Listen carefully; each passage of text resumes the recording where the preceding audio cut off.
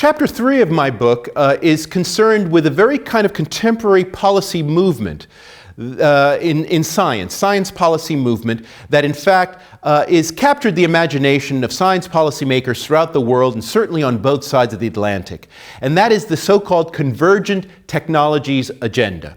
And this is the idea that the various innovations and developments currently being made in the nanosciences, the biosciences and biotechnology, information sciences and technology, and the cognitive sciences and technology, incentives ought to be provided for all those fields to work in closer cooperation with each other so as to be able to provide the means by which, in various ways, the human condition can be enhanced. And enhancement is the key word here. Now, the interesting thing about the Convergent Technologies agenda is that, first of all, what's motivating it? I say in the beginning of the chapter a little bit about the two sort of people behind this in the United States National Science Foundation, Mikhail Rocco and William Sims Bainbridge. The former is a chemical engineer by training, and the latter, interestingly enough, is a sociologist of religion. And has been very much involved in ideas of cyber immortality and things of that kind.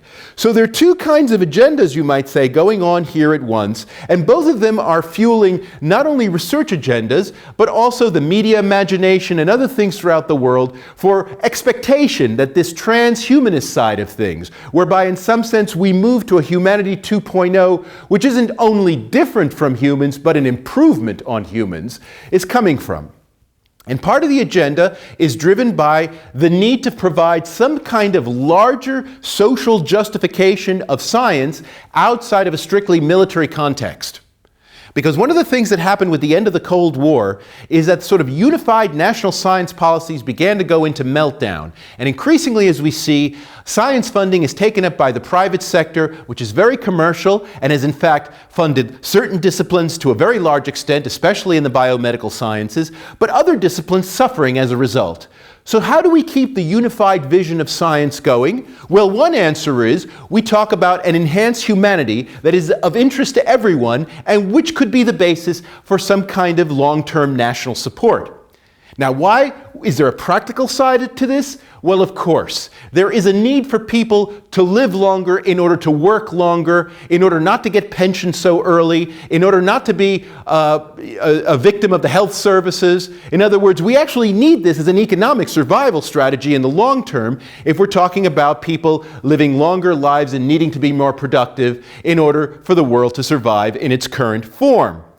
So there are a lot of agendas here that are actually pushing in the direction of the transhumanism, and I explore both the intellectual and political side of this.